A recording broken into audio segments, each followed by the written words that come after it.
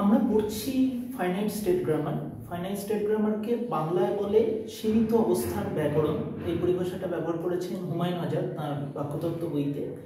অথবা আমরা চাইলে সীমিত পর্যায় ব্যাকরণ এরকম একটা পরিভাষাও ব্যবহার করতে পারি। তো বাংলায় যাই বলি না কেন, আমাদের ইংরেজিটা বেশিরভাগ সময় আমরা ব্যবহার করি, সেটা হলো এই এফএসজি বা ফাইনাইট স্টেট গ্রামার।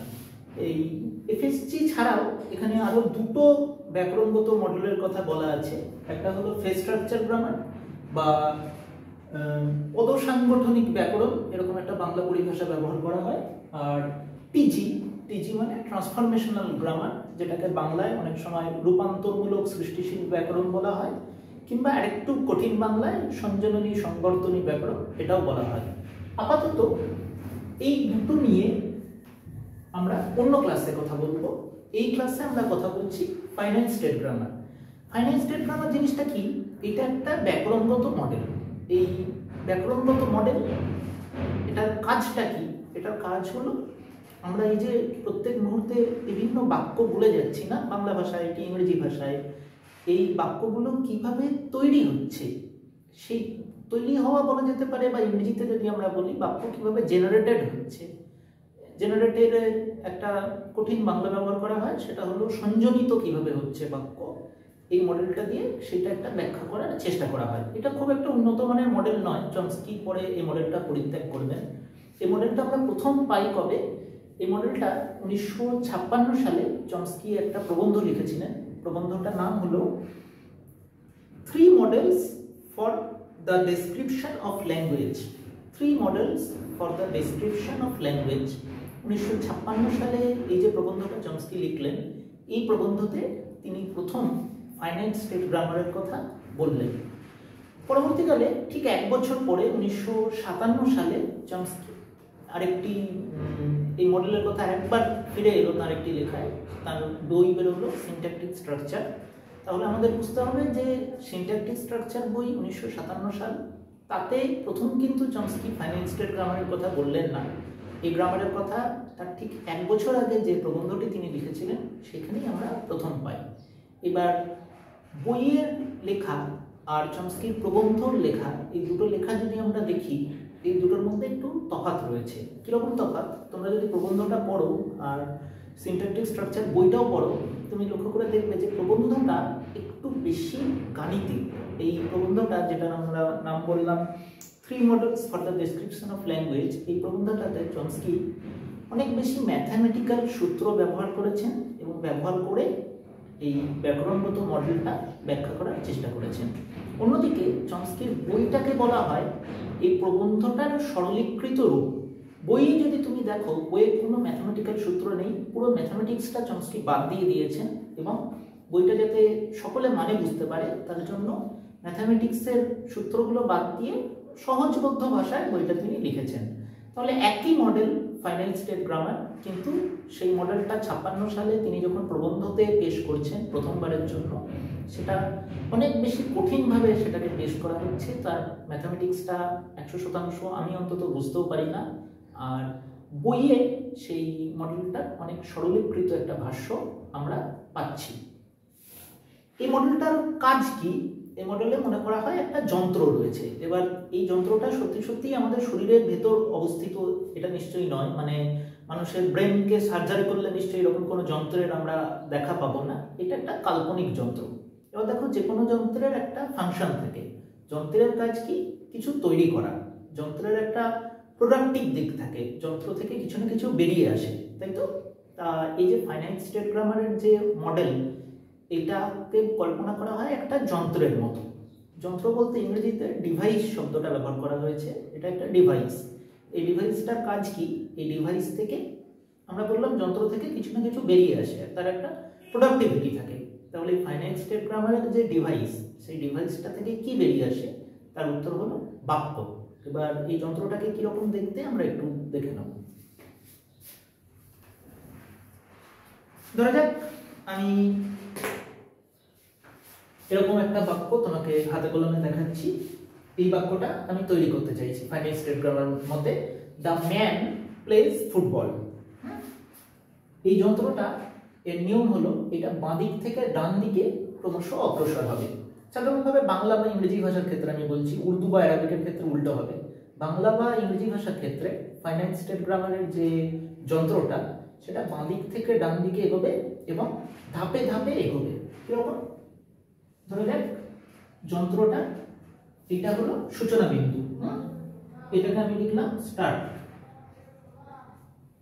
এবার যন্ত্রটা এই সূচনা বিন্দু থেকে এক ধাপ এগোলো, একটা ধাপ এগোলো মানে একটা শব্দ তৈরি হচ্ছে।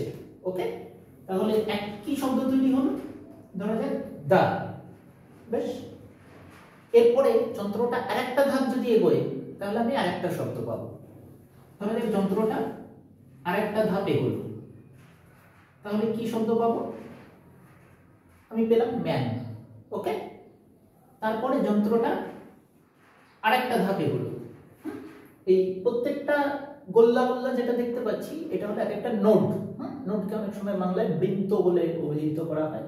তাহলে এই নোড থেকে এই নোডে যখন আমি পৌঁছলাম, যন্ত্রটা এটা হলো প্রথম ধাপ, এটা দ্বিতীয় ধাপ, এটা হলো তৃতীয় ধাপ। তো এই তৃতীয় ধাপে আরেকটা শব্দ আমি পাবো, সেই শব্দটা ধরলাম হলো প্লেস। তারপরে আরেকবার আরেকটা ধাপ আমি এগোলাম, শব্দ পেলাম ফুটবল। ওকে, লক্ষ্য করে দেখো এইখানে দ্বিতীয় ধাপে আমি লিখেছি ম্যান। এমনও তো হতে পারতো, ধরা যাক দ্বিতীয় ধাপে আমি লিখলাম মেন, বহুবচন করে দিলাম। দ্বিতীয় ধাপে যদি বহুবচন করে দিই তখন কিন্তু আর প্লেস লেখা যাবে না, তাই তো? তার বদলে আমাকে লিখতে হবে তখন প্লে। তাহলে এই যে মডেলটা আমি দেখছি এটা হলো একটা মডেল, এটাকে আমি একটা যন্ত্র বলে কল্পনা করতে পারি, যন্ত্র বা ডিভাইস। এটা একটা ব্যাকরণগত যন্ত্র, এর কোনো বাস্তব অস্তিত্ব নেই। এটা একটা কাল্পনিক মেন্টাল মডেল, একটা তাত্ত্বিক যন্ত্র। এটা আমাকে বাক্য কিভাবে তৈরি হচ্ছে সেটা ব্যাখ্যা দিতে সাহায্য করে। সেই ব্যাখ্যাটা কিরকম? সেই ব্যাখ্যাটা হলো এইরকম যে এই যন্ত্রটা ধাপে ধাপে অগ্রসর হচ্ছে। কিভাবে অগ্রসর হচ্ছে? প্রথমে এই ধাপ হলো, তারপর যদি আমি এই পথে যাই, তীর চিহ্নটা লক্ষ্য করো, যদি আমি এই পথে যাই তাহলে এই বাক্যটা পাবো, দা ম্যান প্লেস ফুটবল। আর যদি আমি এই তীর চিহ্ন বরাবর না গিয়ে এই অন্য রঙে দেখাই, আমি যদি আমি এই নিচের পথে যাই তাহলে আমি কি পাবো? এই বাক্যটা পাবো, দা মেন প্লে ফুটবল। তাহলে বোর্ডে আমরা যে কাল্পনিক তাত্ত্বিক যন্ত্র দেখতে পাচ্ছি, যে ব্যাকরণগত যন্ত্রটি আমি দেখতে পাচ্ছি, ডিভাইসটা আমি দেখতে পাচ্ছি, সেই ডিভাইস থেকে দুটো বাক্য মাত্র তৈরি করা যায়। দ্য ম্যান প্লেস ফুটবল যদি উপর দিকের পথটা আমি অবলম্বন করি, আর যদি নিচের দিকের পথটা আমি অবলম্বন করি তাহলে হবে দ্য মেন প্লে ফুটবল। ওকে, এবার এখানে লক্ষ্য করো, উপর দিকের পথ দিয়ে যাই কিংবা নিচের দিকে পথ দিয়েই যাই, প্রশ্ন হলো আমি কতগুলো ধাপ অতিক্রম করেছি। মনে ফেলা যাক 1 2 3 4, চারটে শব্দ আছে, প্রত্যেক ধাপে একটা করে শব্দ পাবো আমি বলেছি, তাহলে চারটে ধাপ আমি অতিক্রম করেছি, তাই তো? ধাপ কথাটার মানে হলো স্টেট, ফাইনাইট মানে হলো সীমিত। তাহলে এই যন্ত্রটা সীমিত সংখ্যক ধাপ অতিক্রম করছে। এখানে দেখতে পাচ্ছি আমরা চারটে ধাপ অতিক্রম করছে, সীমিত সংখ্যক ধাপ অতিক্রম করছে। তাই জন্য এই মডেলটার নাম হলো সীমিত অবস্থার ব্যাকরণ, বাংলায় বলে থাকি সীমিত পর্যায়ের ব্যাকরণ, আর ইংরেজিতে আমরা বলে থাকি ফাইনাইট স্টেট গ্রামার। তাহলে ফাইনাইট স্টেট গ্রামার এমন একটা মডেল যেটা বাঁ দিক থেকে ডান দিকে ক্রমশ অগ্রসর হচ্ছে এবং প্রত্যেকটি ধাপে একটা করে শব্দ সংযোজিত হচ্ছে এবং সীমিত সংখ্যক ধাপ অতিক্রম করার মাধ্যমে এই মডেলটা একটা করে বাক্য তৈরি করছে। এবার খুব স্বাভাবিকভাবে আমরা বুঝতে পারছি যে দেখো এই যে মডেলটা এখন দেখিয়েছি, এই মডেলটা থেকে মাত্র দুখানি বাক্য তৈরি হচ্ছে। কিন্তু ইংরেজি ভাষায় কি সাকল্যে দুটো বাক্য রয়েছে? নিশ্চয়ই নয়। ইংরেজি ভাষায় অসংখ্য অসংখ্য বাক্য রয়েছে, তাই তো? কিন্তু এই মডেলটা তো আমরা এখনো পর্যন্ত দেখতে পাচ্ছি যে খুবই দুর্বল। যে মডেলটা আমি বোর্ডে এঁকেছি তার থেকে তো মাত্র দুটো বাক্য তৈরি হচ্ছে। তাহলে এই মডেলটাকে আমরা যদি একটু আপডেট করি, তাহলে এই মডেলটাকে এমন যদি কিছু করতে পারি যে এর থেকে আরো অনেক বেশি সংখ্যক বাক্য তৈরি করা যাবে। নেক্সট ধাপে আমরা যেটা করতে চলেছি, এই মডেলটাকে আমরা আপডেট করব। কিভাবে আপডেট করব? লুপ ব্যবহার করে, ক্লোজড লুপ ব্যবহার করে। ক্লোজড লুপ মানে কি? ধরা যাক এই জায়গাটাতে আমি একটা লুপ ব্যবহার করলাম, এটা হলো আমার ক্লোজড লুপ। ওকে, এই ক্লোজড লুপে আমি একটা অ্যাডজেক্টিভ ব্যবহার করছি। কি অ্যাডজেক্টিভ? ওল্ড। ক্লোজড লুপ ব্যবহার করায় এবার দেখো একটা চমৎকার সুবিধা হলো। আগের যে মডেলটা ছিল, যখন লুপ ছিল না, তখন মাত্র দুটো আমি বাক্য পাচ্ছিলাম। কিন্তু এখন দেখো এই যে মডেলটা এই মুহূর্তে তোমার চোখের সামনে আছে, লুপ যুক্ত যে মডেলটা, এই লুপ যুক্ত মডেল থেকে আমি কোটি কোটি বাক্য তৈরি করতে পারছি। কিভাবে করতে পারছি আমি একটা করে দেখাই তোমাকে। ধরা যাক দুটো বাক্য তো পেয়েছি, এবার যদি আমি লুপ ব্যবহার করতে থাকি তাহলে কিরকম বাক্য পাবো? ধরা যাক আমি প্রথমে পেলাম, বুঝছি না, এখানে দেখিয়ে দিচ্ছি। তুমি একবার লুপ ব্যবহার করলে, ঠিক আছে? একবার লুপ ব্যবহার করলে কি পাবে তুমি? 3 নম্বরে দেখলাম দা, একবার লুপ ব্যবহার করেছো, তাহলে ওল্ড বসলো। ওল্ড উপর দিক দিয়ে যাচ্ছি, হ্যাঁ? তাহলে the old man plays football. আচ্ছা, লুপটা একবারের জায়গায় যদি আমি দুবার রিপিট করি তাহলে কি পাবো? দুবার ওল্ড পাবো। The old man plays football, তাই তো? লুপটা দুবারের জায়গায় যদি আমি 3 বার ব্যবহার করি এবং উপর দিক দিয়ে যাই তাহলে কি পাবো? দা 3 বার ওল্ড বসাতে হবে। 3 বার যদি আমি লুপটাকে রিপিট করি তাহলে আমি কি পাবো? The old man plays football.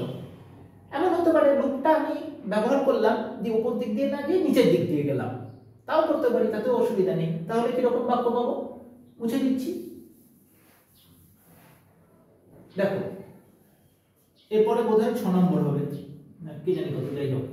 ধরা যাক আমি উপরে লুপটা উপরে নিচ্ছি কিন্তু যাচ্ছি নিচ দিয়ে, তাহলে এরকম পাবো the old men play football. লুপটা একবার রিপিট করেছি, যদি লুপটা দুবার রিপিট করি এবং নিচ দিয়ে যাই তাহলে কি পাবো? The old men play football. যদি লুপটাকে 3 বার রিপিট করি, এবার নিশ্চয়ই আমরা বুঝতেই পারছি 3 বার ওল্ড হবে। The old men play football. তাহলে খুব সহজ বিষয় এবং কিছুটা বোরিং নিশ্চয়ই এতক্ষণে লাগতে শুরু করেছে। সেটা হলো যে ওল্ড এই যে লুপটা, এটাকে আমি কোটি কোটি বার রিপিট করতে পারি এবং তাই দিয়ে কোটি কোটি নতুন সেন্টেন্স আমি তৈরি করতে পারি। ফাইনাইট স্টেট গ্রামার তাহলে আমরা দেখতে পাচ্ছি শুধু যদি আমরা ব্যবহার করি তাই দিয়ে অসীম সংখ্যক বাক্য তৈরি করা যায় না, কিন্তু ফাইনাইট স্টেট গ্রামারে আমি যদি এরকম ক্লোজড লুপ ব্যবহার করি, সেই ক্লোজড লুপ ব্যবহার করে ফাইনাইট স্টেট গ্রামার থেকে আমরা অসংখ্য বাক্য তৈরি করতে পারি এবং যে বাক্যগুলো আমরা পাচ্ছি সেই বাক্যগুলো গ্রামাটিক্যালি শুদ্ধ। এক্ষুনি তুমি নিশ্চয়ই আপত্তি করবে, তুমি বলবে যে না, এই কথাটা মানা গেল না, কারণ the old men play football এই বাক্যটা গ্রামাটিক্যালি শুদ্ধ, কোনো সমস্যা নেই। কিন্তু the old men play football তোমার ইংরেজি ভাষার জ্ঞান থেকে তো এটা অস্বস্তিকর বাক্য, তাই না? The old men play football, এটাকে আমি গ্রামাটিক্যালি শুদ্ধ বাক্য কেন বলছি? বা আরো অস্বস্তিকর হলো the old men play football, এটাকে তো গ্রামাটিক্যালি শুদ্ধ বলে মনে হচ্ছে না, তাই না? তাহলে এক্ষুনি যে আমি বললাম ফাইনাইট স্টেট গ্রামার থেকে গ্রামাটিক্যালি শুদ্ধ বাক্য পাওয়া যায়, কিন্তু এই যে বাক্যটা যেখানে দুবার ওল্ড রয়েছে, বা এই যে বাক্যটা যেখানে 3বার ওল্ড রয়েছে, এগুলোকে আমি গ্রামাটিক্যালি শুদ্ধ বাক্য কোন যুক্তিতে বলতে পারি? এখানে একটা পরিভাষার সমস্যা রয়েছে, দুটো পরিভাষা আমাকে বুঝে নিতে হবে। একটা হলো গ্রামাটিক্যাল আর একটা হলো অ্যাকসেপ্টেবল। গ্রামাটিক্যাল সেন্টেন্স এবং অ্যাকসেপ্টেবল সেন্টেন্স এই দুটো এক কথা নয়। কোনো একটা বাক্য এমন হতে পারে ব্যাকরণগতভাবে শুদ্ধ, তাহলে সেই বাক্যটা গ্রামাটিক্যালি শুদ্ধ, কিন্তু তার মানে এই নয় যে বাক্যটা অ্যাকসেপ্টেবল হবে। যেমন একটা উদাহরণ, এই উদাহরণটা আমরা প্রায়শই ব্যবহার করে থাকি, যে ধরা যাক বললাম আমি পাহাড় খাচ্ছি, খুব ছোট্ট একটা বাক্য, আমি পাহাড় খাচ্ছি।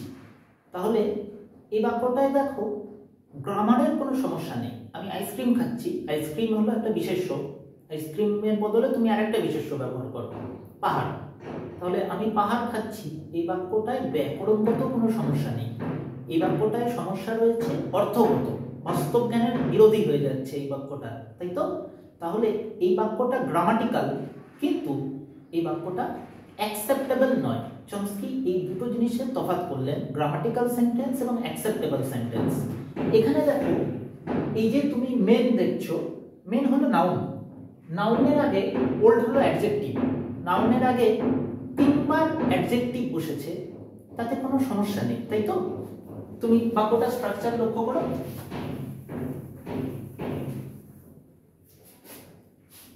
ধরা যাক আমি তোমাকে এরকম একটা বাক্য বলছি, the old kind fragile men play football. বৃদ্ধ দয়ালু দুর্বল মানুষগুলি ফুটবল খেলছে। ওকে, এখানে দেখো মেন, তার আগে 3টে বিশেষণ বসেছে। এই 3টে বিশেষণ, তাহলে মেনের আগে 3টে বিশেষণ বসতে পারে, আমরা দেখতে পাচ্ছি, কোনো সমস্যা নেই। এখানে আমি কি করলাম, মেনের আগে 3টে বিশেষণ না বসিয়ে এখানে আরেকবার ওল্ড বসালাম, এখানে আরেকবার ওল্ড বসালাম। বাক্যটা তাহলে কি হলো, the old men play football. তাহলে আমরা দেখতে পাচ্ছি এই যে সেন্টেন্সটা, the old men play football, এই সেন্টেন্সটা এর কোনো গ্রামাটিক্যাল সমস্যা নেই। এর সমস্যাটা হলো এই সেন্টেন্সটা অ্যাকসেপ্টেবল সেন্টেন্স নয়, কিন্তু এটা গ্রামাটিক্যালি কোনো এতে অসুবিধা নেই। যে কথা বলতে গিয়ে আমরা বললাম, তাহলে ফাইনাইট স্টেট গ্রামার, তার থেকে যে বাক্যগুলো সংযোজিত হয় সেই বাক্যগুলো কিন্তু গ্রামাটিক্যালি কারেক্ট হয়, গ্রামাটিক্যালি তার কোনো সমস্যা নেই।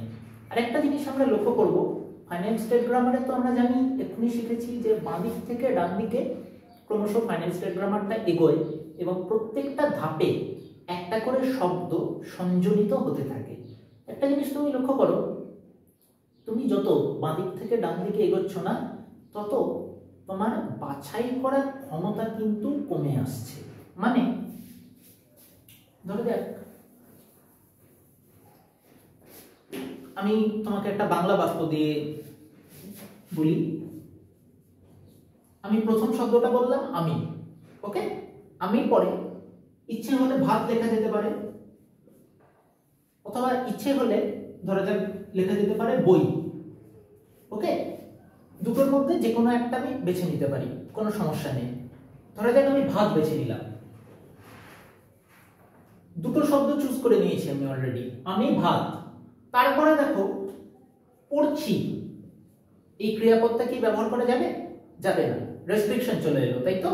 আমি ভাত পড়ছি হবে না, তখন এখানে খাচ্ছি বা রান্না করছি এই ধরনের কিছু ক্রিয়াপদ ব্যবহার করতে হবে। তাহলে আমি ভাত অবধি যদি লিখে ফেলা যায়, তারপরে যে ক্রিয়াপদ ব্যবহার করছি সেই ক্রিয়াপদটা কিন্তু যা খুশি তাই ব্যবহার করা যায় না। আমি প্রথম শব্দ লিখলাম আমি, তারপরে ইচ্ছে হলে ঘুমোচ্ছি লিখতে পারি, কিন্তু বাঁদিকে যদি থাকে ভাত, আমি ভাত ঘুমাচ্ছি, এই বাক্যের কোনো মানে হয় না। তাহলে আমরা কি কথাটা বলছি, যে আমরা বাঁদিক থেকে যত শব্দ বসাতে বসাতে যাচ্ছি তত বেশি আমার উপর রেস্ট্রিকশন চেপে যাচ্ছে। যখন একটা শব্দ ছিল আমি, তখন খাচ্ছি খাচ্ছি, ঘুমাচ্ছি, হাঁটছি, চলছি, যে কোনো ক্রিয়াপদ আমি বসাতে পারতাম। কিন্তু যখন একটা শব্দ আমি বসিয়ে দিচ্ছি তখন কিন্তু আর আমি ভাত হাঁটছি, আমি ভাত ঘুমাচ্ছি এই ক্রিয়াপদগুলো বাতিল হয়ে যাচ্ছে, কাটা। আমি ভাত খাচ্ছি বা রান্না করছি এরকমই কিছু বলতে হবে। তাহলে বাঁ দিক থেকে ডান দিকে ফাইনাইট স্টেট গ্রামার তো অগ্রসর হয়, বাঁ দিক থেকে ডান দিকে আমরা যখন অগ্রসর হচ্ছি তখন ক্রমশ কিন্তু আমাদের উপর রেস্ট্রিকশন বাড়তে থাকছে। যত ফাইনাইট স্টেট গ্রামারটা এগোচ্ছে ধাপে ধাপে তত আমাদের উপর বিধিনিষেধ চাপতে থাকছে এবং আমার পছন্দ করার স্বাধীনতা ক্রমশ কমে যাচ্ছে। আমরা ইংরেজি বাক্য দিয়ে একটা মডেল দেখালাম, এরপর একটা খুব সহজ বাংলা বাক্য কিভাবে সঞ্চালিত হচ্ছে ফাইনাইট স্টেট গ্রামারের মাধ্যমে একটা খুব সহজ বাক্য দিয়ে আমরা দেখিয়ে দিচ্ছি। এই মডেলটা আমরা মুছে দিলাম।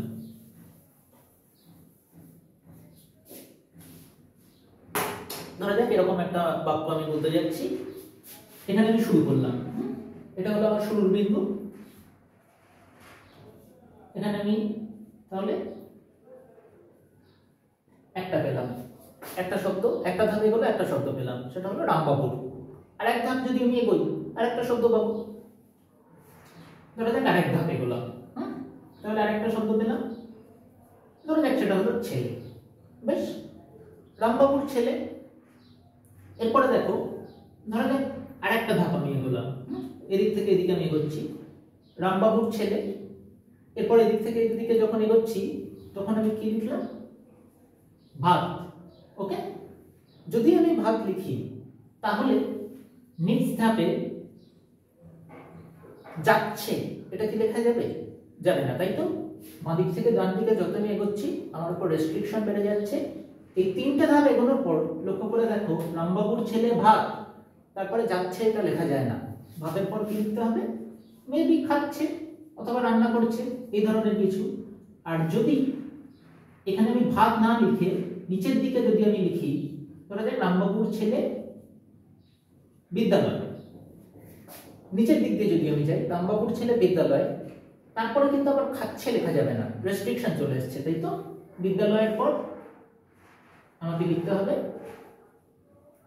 যাচ্ছে। তাহলে এইটা একটা বাংলা বাক্য। এই যে মডেলটা আমি দেখতে পাচ্ছি, এই মডেল থেকে আমরা দুটো বাংলা বাক্য পাচ্ছি। একটা হলো রামবাবুর ছেলে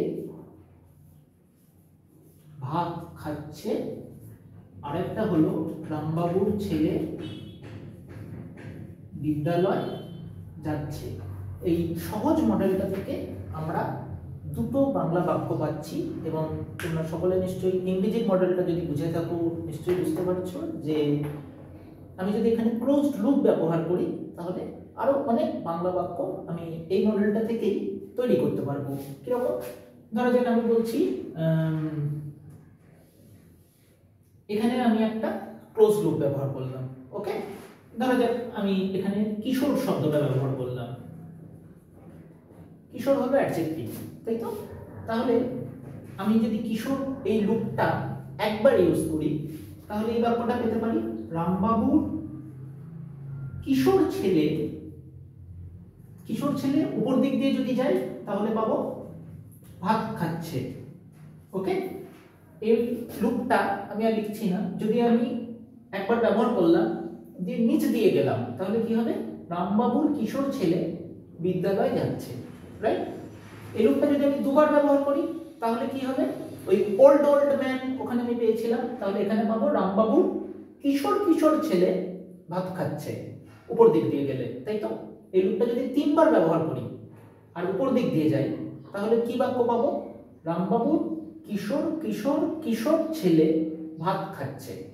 আবারও মনে করিয়ে দিই, রামবাবুর কিশোর ছেলে ভাত খাচ্ছে এই বাক্যটা গ্রামাটিক্যালি শুদ্ধ, কিন্তু এই বাক্যটা অ্যাকসেপ্টেবল নয়। গ্রামাটিক্যাল এবং অ্যাকসেপ্টেবল এই দুটো জিনিস যেন আমরা গুলিয়ে না ফেলি। বিদ্যুৎ চলে গেল বলে বোধহয় একটু আলোটা অন্যরকম দেখাবে, তো ঠিক আছে, যাই হোক। ফাইনালি আমাদের ফাইনাল স্টেট গ্রামারেরও শেষ অংশে আমরা পৌঁছে গেছি। আর একটি ছোট্ট কথা বলাই বাকি রয়েছে, সেটা হলো ফাইনাল স্টেট গ্রামারের দুর্বলতা কি। এই যে মডেলটা আমরা পড়ছি, এই মডেলটা চমস্কি কেন গ্রহণ করলেন না? এই মডেলের দুর্বলতা হলো এটা মুছে দিই। দেখো কিছু কিছু বাক্য থাকে যে বাক্যে দুটো উপাদান থাকে, যে দুটো উপাদান খুব ঘনিষ্ঠভাবে যুক্ত কিন্তু তারা পাশাপাশি বসে নেই। কিরকম?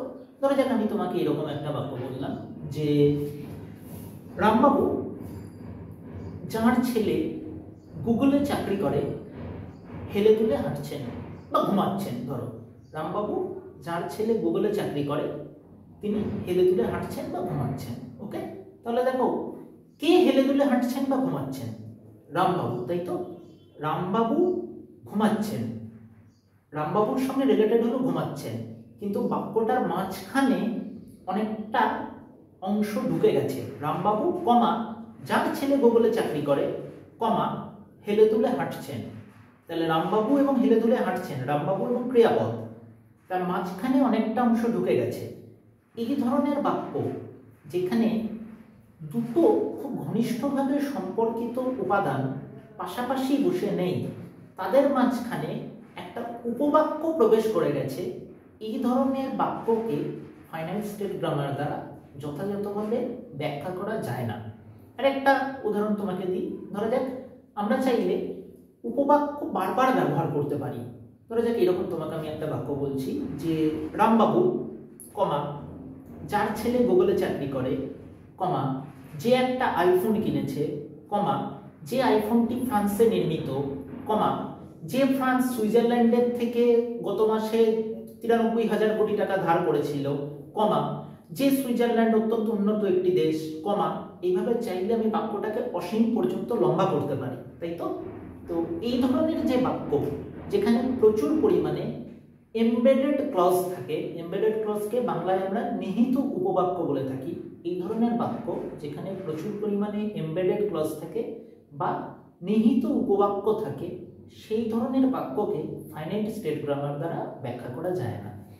দিনের শেষে এটাই বলার যে ফাইনাইট স্টেট গ্রামার এটা ব্যাকরণকে ব্যাখ্যা করার বা কোনো একটা ভাষার বাক্যকে ব্যাখ্যা করার অত্যন্ত দুর্বল একটা মডেল। ভাষার সমস্ত ধরনের বাক্য এই মডেল দ্বারা ব্যাখ্যাও করা যায় না। এবার তুমি বলতে পারো যে এতই যদি দুর্বল তাহলে চমস্কি এই মডেলটার কথা আদৌ বললেন কেন? চমস্কি দেখো নিজেও জানতেন যে এই মডেলটা দুর্বল মডেল।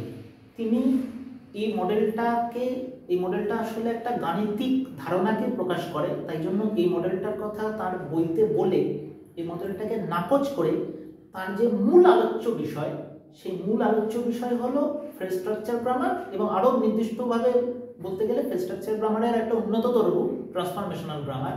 এই দুটোই হলো চমস্কির আলোচ্য বিষয়।